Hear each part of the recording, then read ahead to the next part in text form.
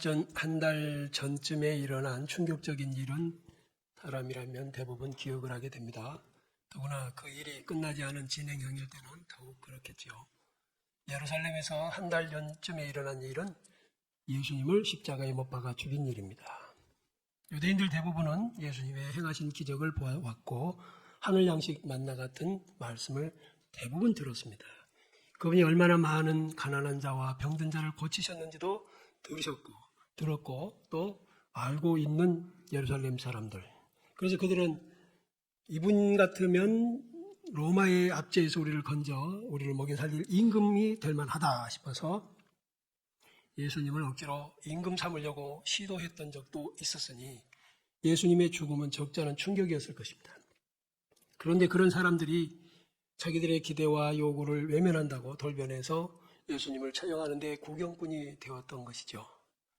그러나 우리 주님은 사흘 후에 약속하신 말씀대로 다시 살아나셨고 그리고 선택하신 사람들을 만나신 후에 40일 후에 그들 앞에서 하늘로 올리우셨습니다. 그때 마지막으로 제자들에게 남긴 말씀이 하필이면 예루살렘을 떠나지 말라는 말씀이었습니다. 예수님을 십자가에 처형한 예루살렘을 떠나지 말라는 말씀은 순종하기가 쉬운 이 말씀이 아닙니다. 그들에게 목숨이 달린 공포스러운 장소입니다. 대장을 처형했으니 졸개들까지도 이참에 뿌리를 뽑겠다는 것이 살기충천한 예루살렘의 분위기였는데 주님이 모르실 리가 없잖아요. 멀리 떠나서 목숨을 부지해라. 기회가 올 때까지 숨어 지내라.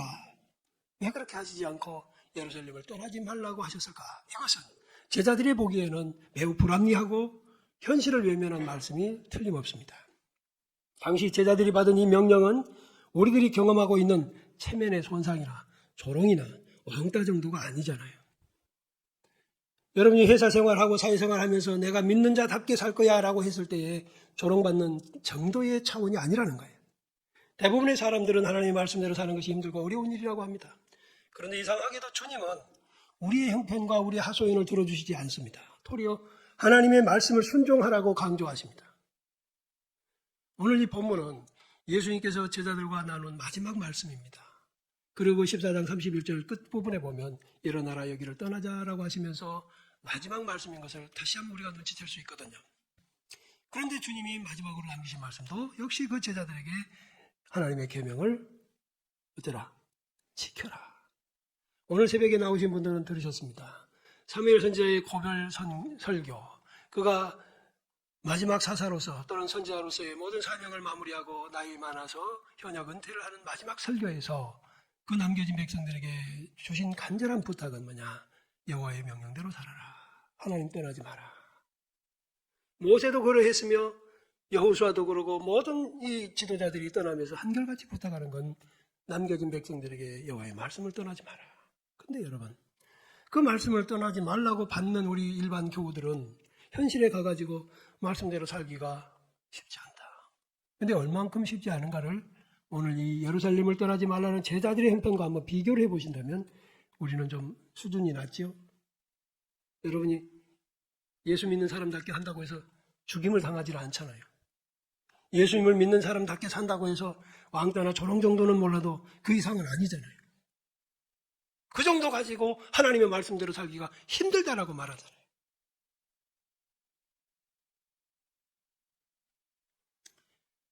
우리 기독교는 하나님의 말씀으로 만들어졌습니다. 하나님의 말씀 때문에 우리는 하나님과의 관계가 유지되거나 또는 소홀히 되거나 또는 끊어지거나. 자, 말씀을 따라 살 수 없는 세상이라고 한다면 말씀대로 살아라고 하는 하나님이 잘못입니까? 아니면 말씀대로 사는 사람이 아예 없는 것도 아니고 있잖아요. 있는데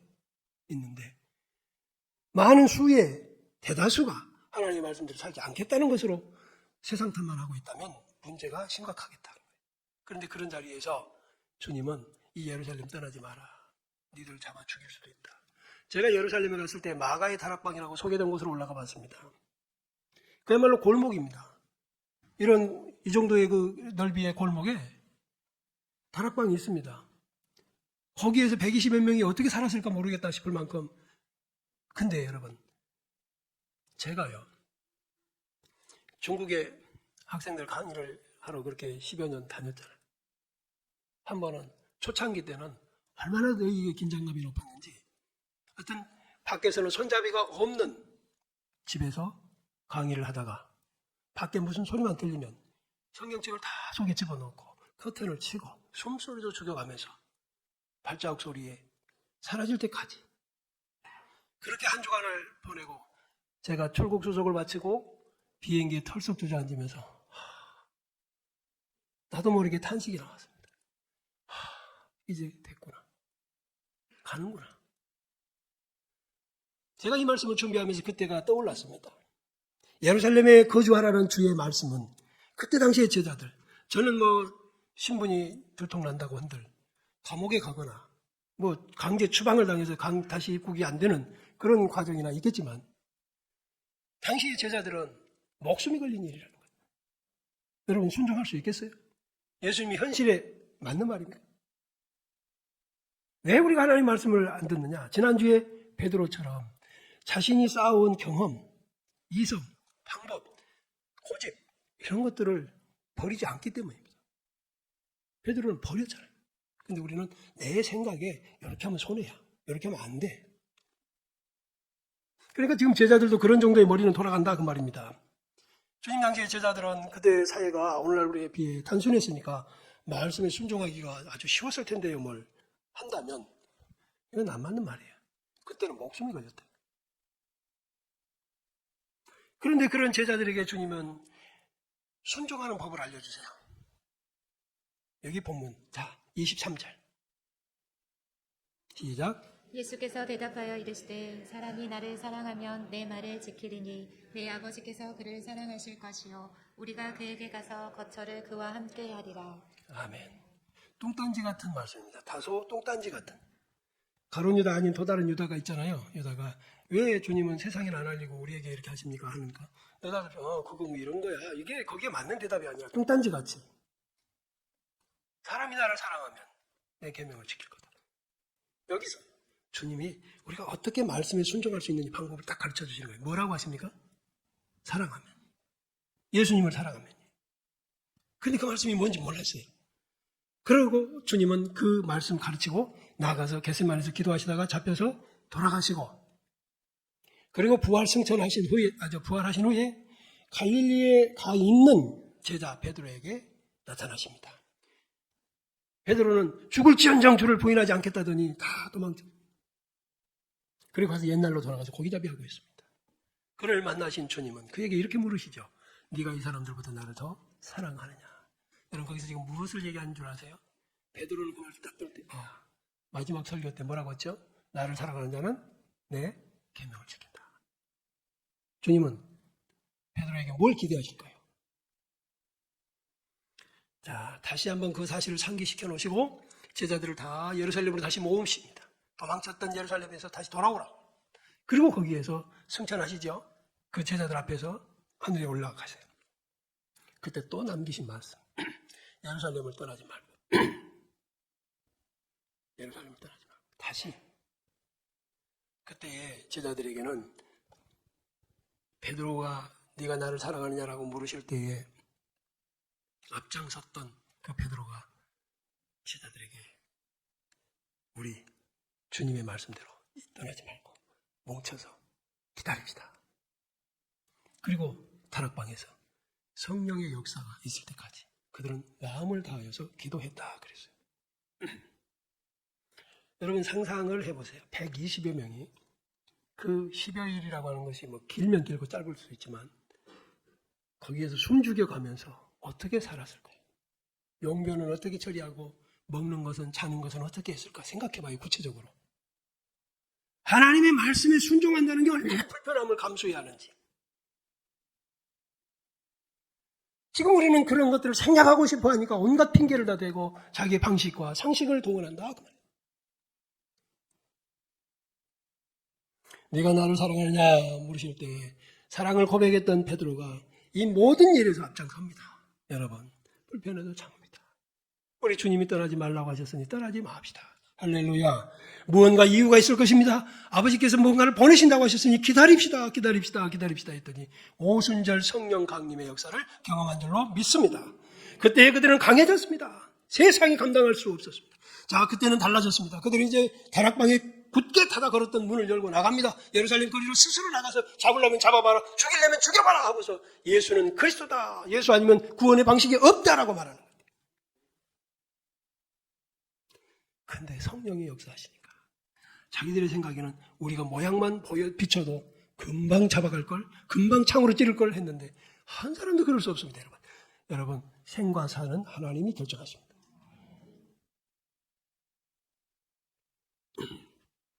사람이 참 허망하다는 생각을 했어요. 저는 제 여동생의 남편이 어제 그제 음주 뺑소니에 치여서 현장에서 즉사한 일을 어제 제가 현장에 갔다 왔습니다. 저보다 나이가 한두 살 어린 적은 매제인데 얼마나 불쌍한지 눈물이 막 났습니다. 우리나라 법은 음주 단속이고 윤창호법 한참 하더니 법원에서 이거 뭐 헌법 위배된다고 저 흐지부지 해버리고는 지금도 우리 교회 앞에 저 술집도 계속 차 대놓고 술 먹고 갑니다. 야, 그런데 그 한순간에 사람이, 멀쩡했던 사람이 엊그제까지 통화했대는데 사람 정말 아무것도 아닌 것 같아요. 여러분, 우리의 살고 죽는 것은요 하나님의 은혜입니다. 정말로 인생이 천수를 누리고 이 세상을 떠나는 건 기적입니다. 기적. 여러분, 두 발로 여기 있는 거 은혜입니다. 두 발로 저를 보면서 말씀을 들을 수 있는 거 은혜인 줄로 아시기 바랍니다. 어떤 분은 귀가 막혀가지고 안 들려요.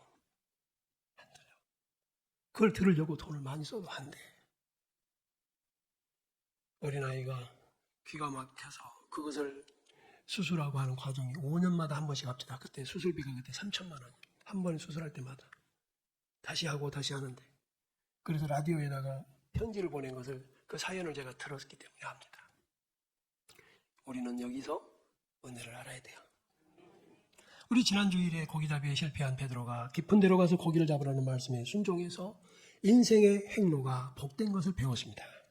그가 그동안에 쌓은 경험과 상식, 방법을 다 버리고 그저 하나님의 말씀에 기존해가지고 순종했더니 바뀌더라 그 말이에요. 여러분, 제가 단도직입적으로 물어볼게 대답해봐요. 속으로. 예수 믿으면서 얻는 것 한 번이라도 제대로 순종해 본 적 있습니까?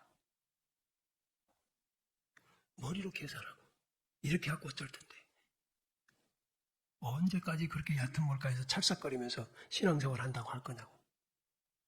물이 100도가 되어야 끓은 것처럼 99도까지 안 끓어요. 우리가 100% 순종을 해야 순종하는 것이지 신용내 갖고는 안 됩니다. 순종은 신용하는 게 아니에요. 그래가지고는 아무런 역사를 못 느껴요. 베드로가 깊은 데로 가다가 힘들고 어렵다 밤새도록 고기잡이 했더니 지쳐서 힘들다. 여기쯤을 깊은 데라고 하자. 지가 알겠느냐? 어찌 알겠노? 나만큼 알겠노? 하고서 적당한 곳에 그물 내려서 한번 신용하고 돌아오면서 아무것도 역시 없네요. 그럴 수 있잖아요. 그러나 그는 가다가 멈칫한 게 아니라 자기가 알고 있는 깊은 곳까지 간 것입니다. 여러분도 알잖아요. 이 정도는 안 된다는 거 양심이 알면서도 불순종하잖아요. 순종하는 척 하잖아요. 그리고 정말 100% 내가 알고 있는 깊은 곳으로 가야 그 깊은 곳은 주님이 지적해 주시는 것이 아닙니다. 요만큼 갈까요? 아니 더 가. 요만큼인가요? 더 가. 이게 아니잖아요. 한마디로 깊은 데로 가라고 하셨는데 그것은 네가 알고 있는 깊은 곳이에요. 네가 하기 힘든 곳을 가는 거예요. 네가 어렵게 생각하는 그곳이 깊은 곳이에요. 그곳에 갔더니 역시나 그물이 찢어집니다만은 찢어진 그물에 상식으로는 고기가 남아날 리가 없죠. 그런데 고기를 다루시는 이가 하나님이세요. 얼마나 찢어지는 그물에 고기가 많이 잡혔는지 자기 배로도 안 돼서 건너편에 있는 배를 손짓해서 오라고 2배에 채웠는데 2배가 다 물에 잠길 만큼. 할렐루야. 뭘 기대하십니까 여러분? 저 얕은 물가에서요? 신용하면서요? 양심을 속이는 신앙생활 하면서? 아니요. 하나님을 상대하는데 감히 누군가가 여러분에게 양심을 속이면서 여러분이 뻔히 속이 들여다보이는 소리를 하면서 앞에 와서 어쩌고저쩌고 한다면 여러분 그 자리가 매우 불편하고 불쾌한 자리가 되지 않아요? 우리 하나님 앞에 똑바로 서합시다. 왜 그러냐? 주님이 여기서 가르쳐 주신 게 있어요. 왜 그러냐? 왜 그러냐? 주님을 사랑하지 않기 때문에. 주님을 사랑하면 그렇게 안 돼. 왜 이렇게 우리가 하나님의 말씀에 순종하기를 이렇게 강조하시고 심지어 보혜사 성령까지 보내주셔서 주님으로부터 들었던 말씀이 생각나게 하시고 가르쳐 주실까? 이것은 하나님의 말씀에 우리의 행복과 생명이 달려있기 때문입니다. 아멘. 여러분, 행복은 다른 데 있는 게 아니에요. 사탄은요, 우리가 행복과 생명을 다른 데서 찾도록 속이고 있습니다. 마치 선악과가 우리 행복이 되고 영생을 주는 것처럼 속였던 그 짓을 우리에게도 하고 있습니다. 아담의 후손인 우리에게도 하고 있다. 세상 만물을 만드신 이가 욕심을 버리라고 말씀하시고 밤과 낮을 만드신 이가 낮엔 일하고 밤에는 쉬라고 하십니다. 모든 사람에게 입을 주신 이가 거짓말과 더러운 말을 금하라고 하십니다. 모든 것을 주신 이가 11조를 바치라고 하시고 이처럼 우리는 하나님의 말씀을 주의 깊게 듣고 순종해야 됩니다. 여러분이 아십니다. 온전한 게 뭔지 여러분 양심이 알아. 심판주는 밖에 있는 게 아니라 여러분 양심에 스스로 있어요. 여러분 정직이 최대로 행복한 것이고 정직함이 최대로 강해지는 것입니다. 여러분 정말 강한 인생 되기를 원한다면 정직해야 됩니다. 한 가지 거짓말하면 그 거짓을 덮기 위해서 12가지 거짓말을 더 해야 돼. 그러면 12가지 거짓말에는 또 파생된 각각의 12가지씩의 거짓말이 만들어지니 이건 기하급수 정도가 아니라 천문학적으로 드러나는 것이에요. 여러분 예수 믿어서 복받은 게 이런 거예요. 정직한 삶은 이렇게 우리를 용감하게 만들어요. 떳떳하게 만들어요. 아멘. 또한 하나님의 사랑을 받는 방법까지도 다른 것 없습니다. 오직 계명을 따르면 저는 여기 오늘 이 본문에서 굉장히 놀라운 것을 발견했습니다. 여러분도 23절에서 한 번 더 발견하기 위해서 읽어보실까요? 무엇을 발견할 수 있는지 시작. 예수께서 대답하여 이르시되 사람이 나를 사랑하면 내 말을 지키리니 내 아버지께서 그를 사랑하실 것이요 우리가 그에게 가서 거처를 그와 함께 하리라. 하나님이 우리에게 주신 계명에는 우리 육체의 소욕을 절제하고 경건하게 사는 것은 물론이고 욕심과 미움, 다툼을 버리는 것까지 포함되어 있습니다. 쉽지 않은 이것은 사랑의 힘을 통해서만이 온전히 순종하게 된다고 말씀하세요. 다시 말하자면 왜 어렵다 하느냐? 그 말 속에는 나는 하나님 사랑 안 합니다. 그 말입니다. 배우자 간의 사랑을 확인하는 과정에서 대개 남성들이 배우자를 사랑한다고 밝히잖아요. 그런데 그 사랑을 받아서 만족해야 할 배우자는 얼굴이 굳어지면서 시큰둥한 반응을 보이는 경우가 대부분입니다. 왜 그럴까? 남자들은 사랑 안 되는데. 그 말은 어쩌면 제 자신을 포함한 대부분의 남성들이 자기 방식으로 배우자를 사랑하기 때문일까는 추측이에요. 여기서 우리는 연구되지 않은 사랑, 다시 말하면 상대방을 깊이 연구해서 상대가 무엇을 좋아하고 어떤 때 기뻐하는지를 우리는 그거 몰라. 상관도 없어. 나는 힘으로 해. 이게 남성들이. 그래서 자기 방식으로 그냥 힘들이지 않는, 노력하지 않는 사랑을 하니 가치가 떨어지고 상대방에 의해 거절되기도 합니다. 동물의 세계에서 보면은 연약한 새 한 쌍이 그 짝을 이루고 보금자리를 만드는 과정을 보는 걸 봤어요. 한 마리의 수컷이 부지런히 물어다 날리면서 집을 칩니다. 그냥 단순하게 이런 게 아니라 어떤 새는 아주 희한하게도 궁전같이 만듭니다. 그때 이제 거의 완성됐을 때 암컷이 날아옵니다. 와서 싹 돌아봅니다. 그때에 인정하면 이제 보금자리가 만들어지는 것이고 휙 날아가 버리면 끝나는 겁니다. 그러니까 많은 날 많은 재료와 이런 것들을 수고를 해서 암컷의 사랑을 구하지만 암컷의 방식에 미치지 못하면 끝나는 거라는 거예요. 오늘 이 본문에서 하나님은 우리를 보고 사랑하라고 하시네요. 아까 배우자가 상대를 연구해서 거기에 맞춤식 사랑을 바치고 수고와 희생이 곁들여진 사랑, 이건 상대방에게 만족을 주고 인정을 받을 거 아닙니까?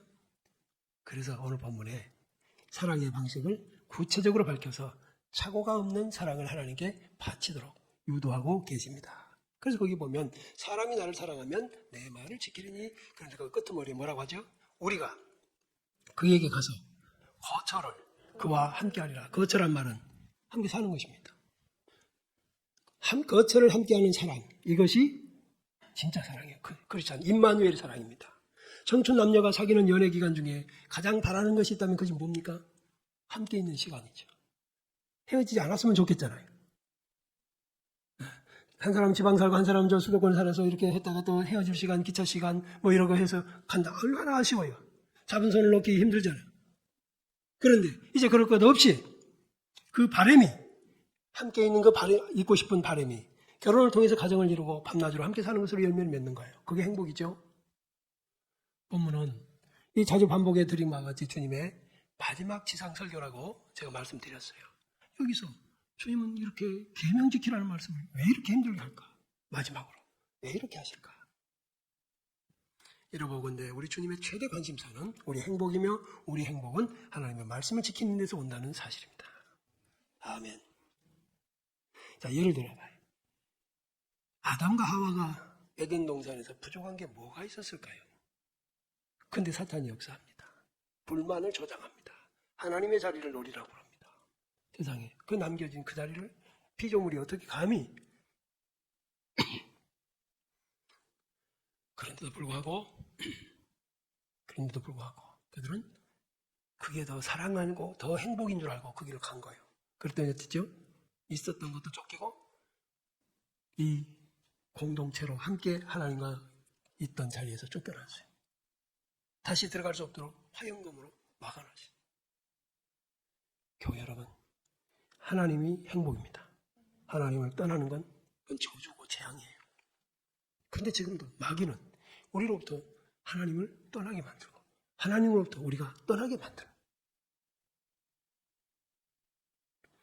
요한일서 4장 20절에 보면 누구든지 하나님을 사랑하노라 하고 그 형제를 미워하면 이는 거짓말하는 자니 보는 바 그 형제를 사랑하지 아니하는 자는 보지 못하는 바 하나님을 사랑할 수 없느니라.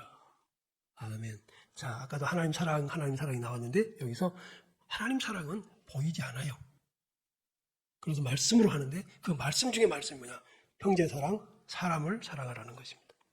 아마 신앙생활 하는 중에 가장 극복하기 어려운 부분이 있다면 사람을 사랑하는 것, 그 중에서도 원수를 사랑하는 것입니다. 교우들 중에는 하나님 사랑한다고 말하는 이들이 제법 많습니다. 그러나 마치 앞서 말씀드린 배우자 사랑한다고 고백하는 남자들 말처럼 착각입니다. 하나님께서 원하시고 기뻐하시는 사랑은 마음을 다하여 계명을 지키는 것인데도 불구하고 그저 형제를 사랑하는 것도 얼마든지. 자, 올해 우리는 표를 그래서 훈련을 이렇게 하기로 했습니다. 너희는 너희 모든 일을 사랑으로 행하라. 아멘. 안타깝게도 우리는 단어 사랑이 그저 감정을 의미하는 것에 지나지 않는 시대를 삽니다. 누군가를 사랑하는 것이 그에 대해서 좋은 감정을 느낀다. 그 감정조차도 내 기준, 내 스타일 혼동됩니다. 그러나 성경적 사랑은 하나님이 원하시는 성경적 사랑은 하나님의 계명을 따라 네 감정조차도 누를 수 있는 것이 사랑입니다. 그러므로 사랑은 감정이 아니라 의지. 감정적인 사랑이 판을 치는 세상이기에 사랑의 끔찍한 최후가 자꾸 뉴스를 탑니다. 그러나 인격적이고 의지적인 사랑은 서로를 온전히 세우며 궁극적인 행복이 서로에게 전달되어지게 됩니다. 오늘 우리 이 말씀도 하나님을 기쁘시게 함이 매우 큰 일입니다. 우리가 이 계명을 지키려고 하면 모두가 다 말씀에 순종하여 살기가 힘들다고 하는 그 시대에 아예 시도조차 포기해버리는 절대 다수인 이 시대에 누군가가 먼 땅을 뚫고 올라오는 새싹처럼 나는 하나님을 사랑해요. 내가 약한 힘이 남아 계명을 따라 살아요. 한다면 제가 서울에 있을 때 작은 개척교회에 그럼에도 불구하고 참 좋은 성도들이 오셨습니다. 그 중에 잊혀지지 않는 제가 이 말씀을 전하려고 할 때 다시 그분의 정직함이 생각나는 한 분이 계시는데 공시성을 가진 당시 워커힐 호텔 접객주임이셨어요. 정말 미남으로 잘생겼어요. 그 부인이 먼저 교회를 나오시더니 남편, 술꾼인 남편. 항상 그 호텔이 그런 데는 유흥이 없으니까 퇴근해 올 때 새벽같이 오거든요. 밤에 항상 근무하고 이제 새벽같이 떠들썩하게 노래를 부르고 와서 뭐 창피해 죽겠느냐 하니 뭐 저 앞에서 그러면 뭐 전도하면 되지. 그런데 이 순수한 이 초신자가 새벽 기도까지 빠지지 않고 기도하더니 갑자기 그 남편이 교회를 따라 나왔어요. 여러분, 가족 전도에 기도 없이는 안 됩니다. 술 받아주고 하면서도 안 되고 화투 같이 쳐주고도 안 돼요. 기도해요, 기도. 성경대로 해야 돼. 열매가 맺혀요. 근데 그분이 나왔어요. 그런데 또 믿음이 얼마나 잘 들어가는지 세례받고 집사가 되었습니다. 어느 날인가 아주 웃는. 근데 그분들은 희한하게 감사한금을 매주 하셨어요. 그때 80년대도 그들의 감사한금은 1이 1,000원이 아니야. 10,000원 단위는 굉장히 컸거든요. 그런데 하는 말이 거예요. 목사님, 저는 희한하게 매 주일마다 감사헌금을 하려고 기도하고 준비하는데 꼭 보면 손님이 팁을 주신다, 주말에. 그럼 그 팁을 딱 받는 순간에 뭐 한다? 헌금이다. 그러니까 헌금은 하나님은 자신이 받으실 것을 주시는 거예요. 그래서 받았어요. 그런데 어느 날인가 그렇게 웃는 얼굴로 와서, 목사님, 정말 오늘 큰일이 있었습니다. 호텔에 자기 위로는 전부 잘렸대요. 부정에 노출되고 그 호텔 내부에 어떤 부정적인 사건이 터졌는데 전부 연루됐다는 거예요. 자기도 거기에 끌어들이려고 했었는데 자기가 예수를 믿었기 때문에 목사님 가르침대로 저는 교회 다니니까 그거 안 하겠습니다 해가지고 그때 굉장히 미움을 받았는데 돌통이 나가지고 다 잘리고 자기가 제일 꼭대기로 올라가는 거예요. 할렐루야. 그런데 호텔 업계에서 그게 소문이 나가지고 그분은 더 나은 호텔로 스카웃이 돼요. 이렇게 정직한 사람 우리 만나자. 더 대우 잘해줄게. 그 얘기를 제 앞에서 아주 행복하고 만족한 모습으로 한 게 지금도 제 눈에는 선하게 남아있습니다. 여러분, 하나님의 말씀을 언제 어떻게 지키냐? 바로 그럴 때 지키는 겁니다. 유혹이 있을 때. 아멘. 내 감정이 들끓을 때, 화산의 용암처럼 들끓을 때 내 말씀 다 잠재우고 하나님의 말씀 그대로. 그게 순종이에요. 그게 크리스천이에요. 회사에서 다수가 몰려가도 여러분, 다수가 진리를 결정짓는 게 아닙니다. 여러분이 진리편에 혼자 남아있다면 여러분이 혼자가 진리입니다. 할렐루야. 강한 확신을 가지세요. 그 모든 절차와 과정을 하나님 아버지가 보고 계실 테니까. 제 매제는 도망가고 음주운전 뺑소니에서 도망가버린 거 칠같이 어두운 시간에 지나가던 차 블랙박스가 제공이 되고 저만큼에 설치되어 있던 CCTV에 이 차가 빠르게 도망가는 것이 찍히고 그래서 집을 찾아가고 숨어있는 사람을 3시간 만에 경찰이 잡았다고 그래요. 저는 이 대한민국이 그만큼 말끔해지는 것에 감사를 드리고 여기서 또 한번 우리가 교훈을 얻읍시다. 사람도 이러한데 우리 하나님 아버지는 어떠시겠나? 우리가 어려운 과정에서 들끓는 감정 포기하고 하나님의 말씀에 순종하며 계명을 지켜 사는 것을 본다면 하나님은 기뻐하시며 우리를 보존하시리라고 믿습니다. 앞으로 그러세요. 신앙생활하면서 사회생활하면서 매우 힘든 형편과 난처한 처지가 옵니다. 이번 주도 겪을 겁니다. 그때에도 계명을 지키고 순종하십시오. 사람들의 시선과 조롱, 따가운 여론 불구하고 계명을 지키며 그 자리에 남아 계세요. 혼자가 아니라 주님도 말없이 그 곁에 계실 테니까. 하나님은 사람을 만드실 때 하나님 형상을 주셔서 하나님과 교제하는 사랑의 대상이 되게 하셨어요. 예수님은 세상에 오셔서 하나님 사랑하는 방법을 알려주셨는데 그것은 바로 계명을 지키는 것이었습니다. 그래서 우리 주님은 그러잖아요. 자, 31절 한번 읽어봐요. 오직 내가 아버지를 사랑하는 것과 아버지께서 명하신 대로 행하는 것을 세상이 알게 하려 함이로라. 일어나라 여기를 떠나자 하시니라. 아멘. 여지껏 말씀했던 것을 본인도 그렇게 하셨다고 결론을 내리시잖아요. 내가 아버지를 사랑함으로 어쨌다? 아버지 명하신 대로 행했다. 그것이 심지어는 십자가에 죽는 길이지만은 그게 순종하기 위해서 가자, 떠나자. 여러분, 얼마나 많은 크리스찬의 숫자를 자랑하고 있는 시대입니까? 많은 하나님의 백성답게 사는 이들을 추려내기는 정말 곤란합니다. 우리 이 자리에 계신 여러분은 어떻게 살랍니까?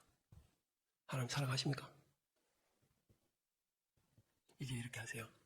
어떤 순간이 오면, 곤란하면 딱 정리. 내가 하나님 사랑하는가? 여러분을 사랑하지 말고 하나님을 사랑하십시오. 여러분은 하나님이 사랑해 주시는 대상이 되도록 하시기 바랍니다. 아멘. 하나님께서 나를 사랑하시는 게 맞지 내가 나를 사랑해 갖고는 그 한계가 있어야 한대. 우리가 그렇게 사는 게 지혜로운 것입니다. 어렵고 곤란한 순간에 하나님을 사랑하십시오. 예수님처럼 계명에 순종하게 될 힘이 솟아날 것입니다. 주님을 사랑하는 것이야말로 하나님의 말씀대로 사는 비결입니다. 주님을 사랑함과 계명을 지키는 것 같은 겁니다. 할렐루야. 일어나서 같이